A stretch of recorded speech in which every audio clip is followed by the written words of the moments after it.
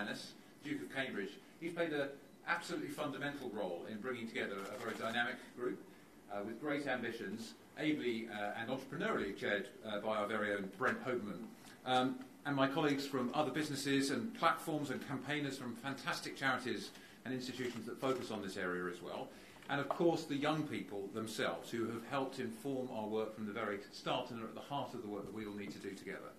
And when the task force first met, it was 1.5 years ago, and the Duke challenged us all to do more in each of our roles to stop the spread of cyberbullying. And as former children, and as parents, and as people, and as a society, and as leaders in our various organisations, it's really something that we all care about and want to do more together about. Speaking for Google and for YouTube, we feel that responsibility very keenly. And we also believe in technology's ability to unlock creativity and engagement and learning. And we have to work hard, though, to ensure that users have got the tools and the knowledge that they need to make responsible choices and to be safer online. So for us, it's that combination of innovation and products, community guidelines, and partners and education that come together.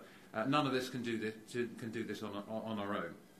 We work closely with people like Internet Matters, and our own Internet Legends program is all about educating at school level as well to help with this work. But as I say, none of us can do this alone. We all have to work together on this and learn from each other, and our efforts are aligned alongside the other platforms and organisations and companies through the Task Force's action plan, which we're pleased to be supporting and launching here today. And the Duke was also very clear with us that he wanted young people's voices to be at the heart of what we do, the heart of the Task Force. So it's fantastic not only to see young people here today, but also parents who've been working with to be inspired by all of their stories. And we're now going to hear from Chloe, whose story is sad and powerful and reminds us all of the responsibilities that we have as parents and people and leaders and as a group together. So finding the space to give young people their voices, the confidence to communicate, to be safe in an environment which is supportive and where there's help when they need it, and empowering this generation to make the most of the huge opportunities of the digital world to be safe online and offline both. So now I'd like you to give an enormous warm welcome to Chloe Hine. Thank you.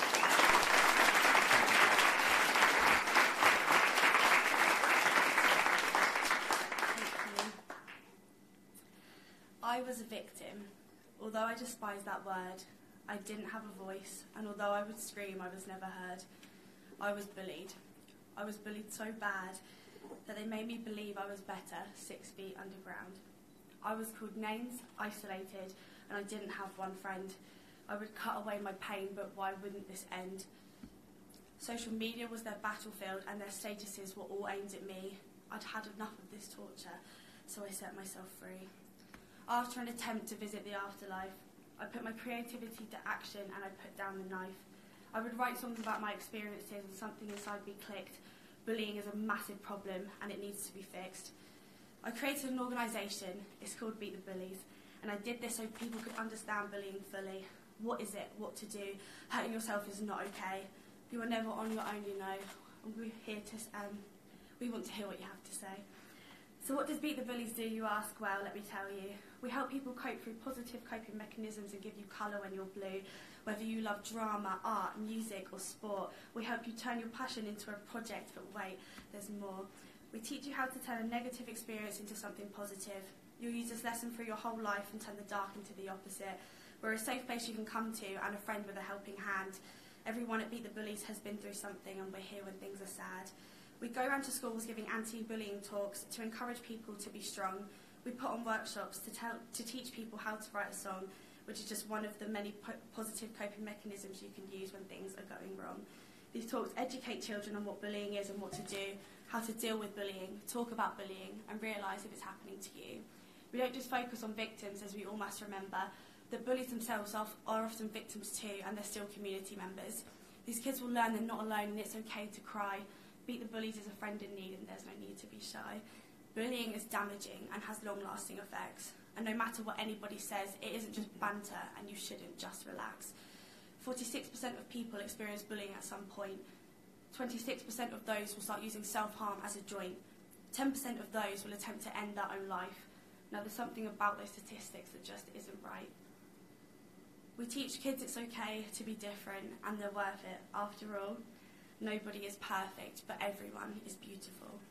Thank you.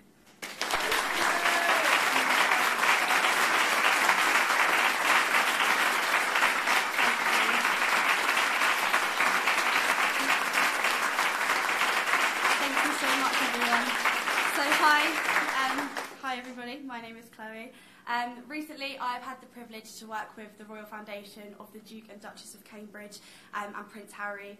So the Duke of Cambridge became very worried after cyberbullying and the impact it has on young people. So the Royal Foundation brought together a group of companies and charities to see how they could work together to help. I've been working with many of you amazing young people on a code of conduct that gets involved with young people from all over the country to come out with 3 main goals. So the 3 main goals from these workshops were for us young people to create a set of actions and behaviours to remind us how to behave online, for these behaviours to form a positive campaign. So we decided that we didn't want to imply rules to take away people's freedom online, but rather encourage people to think more than they act, so educate rather than restrict almost. And finally, how parents, teachers and carers can remind us young people to stay safe online. This code is so we young people can finally have our say in what a safer online world looks like. Personally, when I hear the word social media, it rings alarms in my ears as a platform for battle rather than a platform for connecting with friends. With the uprise of technology, social media giants are everywhere. Snapchat alone is thought to have over 300 million users. 71% of those are under the age of 35. And people under the age of 25 use Snapchat on average for 40 minutes every day. With the growth of social media, cyberbullying has become our biggest threat online. It's so easy to hide behind a screen because there's no human interaction and you can't see that person's reaction, making it much easier for you to hurt them. The hard work and dedication that everyone has put in and come together in the fight against bullying makes me so proud to be here. What myself and so many others have been through and what go through on a regular basis all over the world is something that is no longer being ignored but is being challenged and dealt with. Bullying isn't just banter and I will not relax. Together we will beat the bullies. And I feel so honoured to be able to stand here today in front of such inspirational people and not only witness but to be part of something that will change the way young people are perceived. The Royal Foundation, along with the help of these companies and charities, are allowing young people to finally speak out and make the online world a safer place. So now it gives me the great pleasure of introducing His Royal Highness, the Duke of Cambridge. Thank you.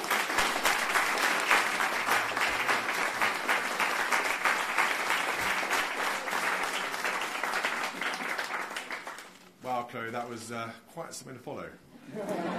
I hear Grammy in my ears going on there. Some expert writing going on. Thank you to everyone else for joining us today. And I need to start by thanking Brent Hoberman in the corner here for his fantastic stewardship of the Taskforce from the very beginning. I put Brent in some very uncomfortable situations with his peers, and he's excelled and delivered in so many cases. And I know it's taken all your time up, Brent, so thank you. For me, the issue of cyberbullying and its consequences are personal.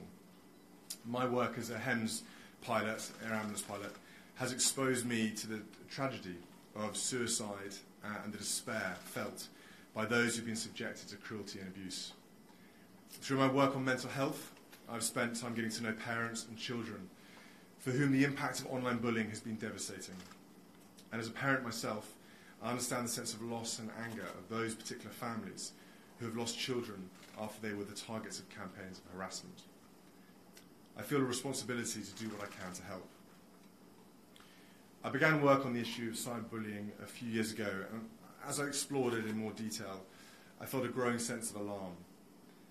I came to realise what it meant for bullying, an age-old problem, sadly, to be supercharged by the power of social media.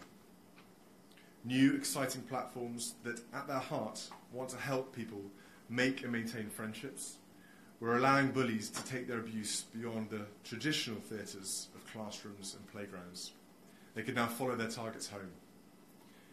A new generation of young people, tech-savvy, connected and optimistic about the future, were encountering new social spaces without established standards of behaviour to guide them. And many parents and carers who seek to make their homes a haven of safety felt powerless to protect their children. And even worse, some had no idea about the suffering their children were experiencing from bullying that was coming through their phone or their laptop. My overall sense was that social media was in many ways an ungoverned space, where our children were fending for themselves. But as I looked into this issue more, I also gained a sense of optimism. I saw the example of Lucy Alexander, who is with us today. Where's Lucy? There you are, Lucy. Sadly, Lucy lost her son Felix after he experienced terrible bullying online. In her grief, she felt compelled to take action. She spoke out, and she challenged the technology sector to work together to help protect other children from experiencing what Felix had. And I also realised that while we were encountering new forms of bullying, technology was also openly revealing behaviour that had often been hidden from view in the past. I came to believe that if the tech sector was willing to work together, their powerful tools could actually help children to put respect and support for each other at the heart of the way they interact with their peers. My hope was that internet companies would see the potential to pool their knowledge and resources to create spaces online that were much safer for our children. So, I established the Cyberbullying Taskforce through the Royal Foundation to seize the opportunity that collaboration could bring. The Taskforce has brought together social media platforms and internet service providers with those organisations and individuals who strive to protect and support children and young people. And after a year and a half of hard work and frank discussions, we can today unveil a plan of action to protect children and encourage a new standard of behaviour online. There are 4 major planks to our plan. First, the technology company members of the task force have agreed to adopt new guidelines to improve the process for reporting bullying online and to create clearer consequences for those who behave unacceptably. Second, the task force is launching today a new national campaign to educate children on how to behave with respect and kindness online. The campaign is being driven by the powerful reach of the industry members of the task force. Thirdly, a new programme will be piloted through Facebook and Snapchat, which will see the NSPCC providing emotional support to children in need as a result of online bullying. And finally, the companies and charities that have been part of the task force will continue to work together to provide consistent advice to parents and to continue to take feedback from children and young people as they develop their policies. Through this process, we have all been honest with each other. And of course, I've been honest that I had hoped we might be able to go further. I hoped, for example, that the social media companies would agree to a form of standardisation around reporting and clear timelines for handling complaints. I also hoped that the tech companies might create a single universal tool for children to report bullying when they see it or experience it, regardless of which platform it happens on.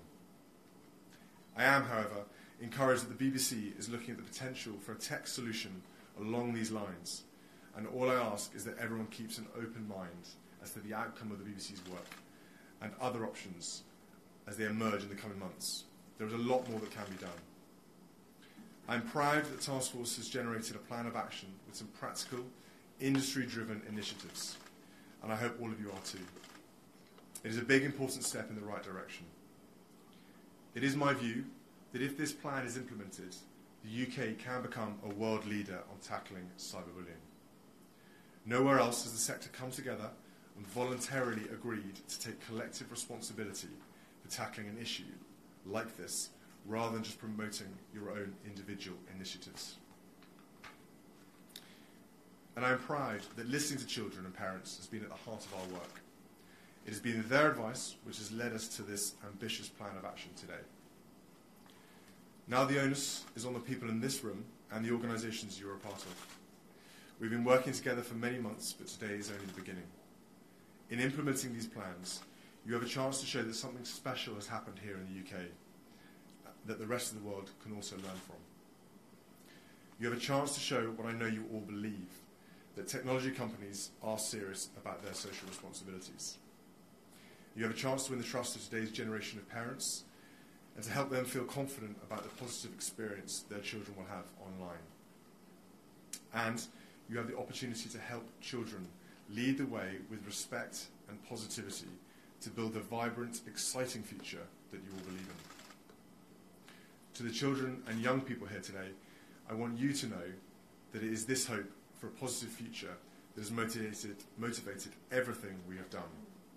I'm always amazed by the savviness and creativity of your generation, and I'm excited about the world you're going to create and then lead to decades in come. And I hope the action plan we're announcing today can help you, in at least a small way, to embrace technology with confidence and with optimism. Thank you.